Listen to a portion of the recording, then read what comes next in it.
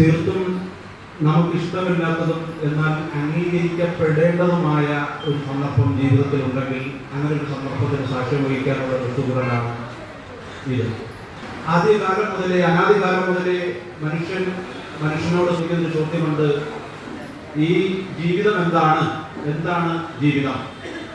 അതിൽ ലോകത്താകമാനമുള്ള ദർശനങ്ങൾ നമ്മൾ പരിശോധിക്കുമ്പോൾ അതിനെല്ലാം ഒരു ഉത്തരമുണ്ട്. ആ ഉത്തരം എന്ന് പറയുന്നത് ജീവിതം ഒരു യാത്രയാണ് എന്നതാണ്. നാം വേദ ഇതിഹാസങ്ങൾ പരിശോധിച്ച് നോക്കൂ, ഇതെല്ലാം തന്നെ യാത്രകളെ കുറിച്ചുള്ള വിവരണങ്ങളാണ്. രാമായണമായാലും ഭാഗവതമായാലും, രാമായണം തന്നെ രാമന്റെ അയനമാണ്, രാമന്റെ യാത്ര. ശ്രീബുദ്ധന്റെ സംഗീത തന്നെ കൊട്ടാരത്തിൽ നിന്നുള്ള ബുദ്ധന്റെ യാത്രയുടെ വിവരണങ്ങളാണ്.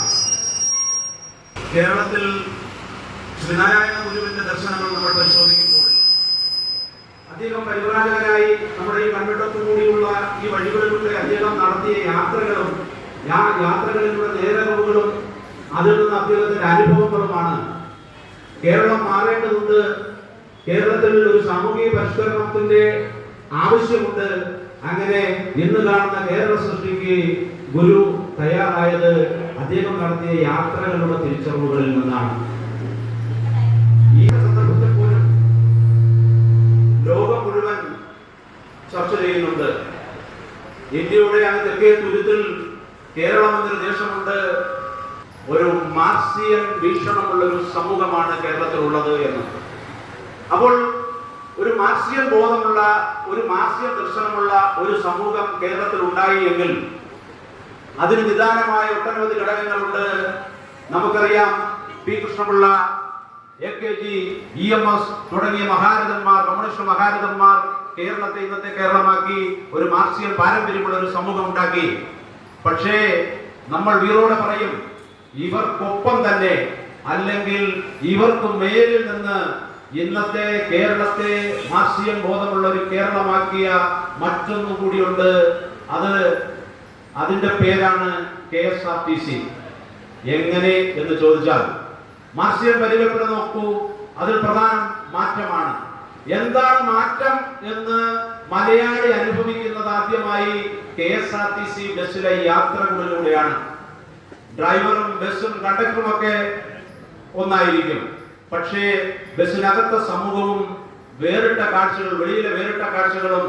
അങ്ങനെ മാറ്റത്തെ ആദ്യമായി, മാറ്റമെന്ന മാർക്സിയൻ പരികല്പനയെ ആദ്യമായി മലയാളി അനുഭവിക്കുന്നത് KSRTC ബസ്സിലാണ്. മറ്റൊന്ന് നോക്കൂ, ആധുനികവാദവും അതുപോലെ തന്നെ യന്ത്രവൽക്കരണവും മാർക്സിയൻ സിദ്ധാന്തത്തിന്റെ അടിസ്ഥാനമാണ്.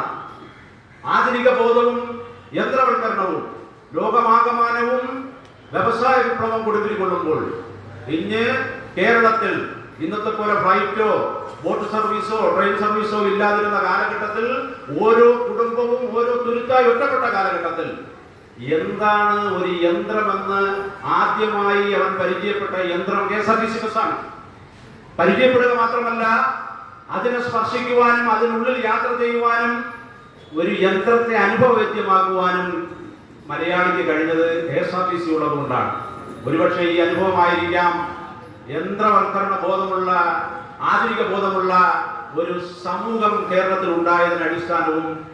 ആധുനികവൽക്കരണത്തെ കുറിച്ചൊന്നും കൂടി നമ്മൾ നോക്കൂ.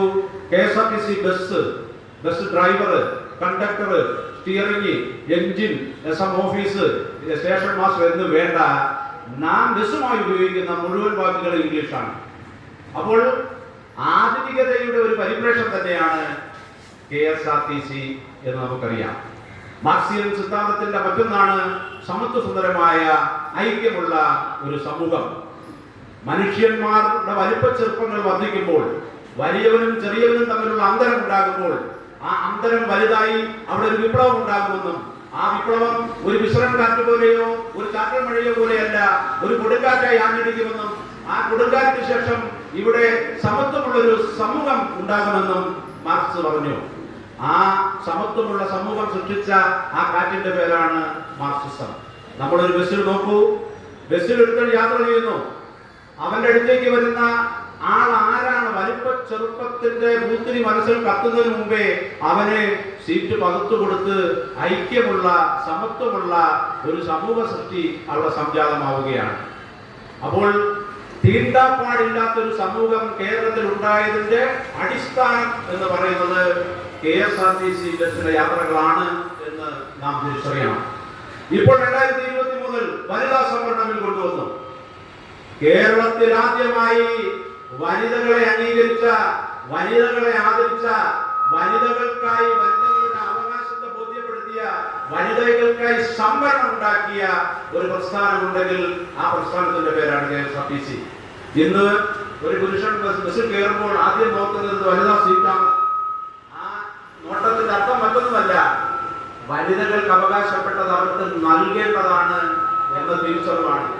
അങ്ങനെ വനിതാ സുരക്ഷിതത്വവും വനിതാ സംവരണവും ആദ്യമായി നടപ്പിലാക്കിയ ഒരു പ്രസ്ഥാനമാണ് നമ്മുടെ പ്രസ്ഥാനം. എവിടെയൊക്കെ വിവേചനങ്ങൾ ഉണ്ടാകുമ്പോൾ അവിടെയൊക്കെ തന്നെ ഐക്യമുണ്ടാകുമെന്നും, ആ തൊഴിലാളികളോടാണ് വിവേചനമെങ്കിൽ തീർച്ചയായും തൊഴിലാളികൾ വർഗബോധം ഉണ്ടാകുമെന്നും, അതൊരു സമരമായി മാറുമെന്നും, അതൊരു വിപ്ലവമായി തീരുമെന്നും, ആ സമരങ്ങൾ കൊടുത്തിരി കൊള്ളുമെന്നും മാർക്സ് പറഞ്ഞു. കേരളത്തിലെ ജനത ഈ സമരങ്ങളും ഈ മുദ്രാവാക്യങ്ങളും ഈ പ്രഖ്യാപനങ്ങളും നിരന്തരം അനുഭവവേദ്യമാക്കിയതും കേരളത്തിലെ ജീവനക്കാർ ഡിപ്പോകളിലും ചീഫ് ഓഫീസിലും ഒക്കെ കേന്ദ്രീകരിച്ച് നടത്തുന്ന സമരങ്ങൾ കണ്ടുകൊണ്ടാണ് എന്ന് നാം മനസ്സിലാക്കണം.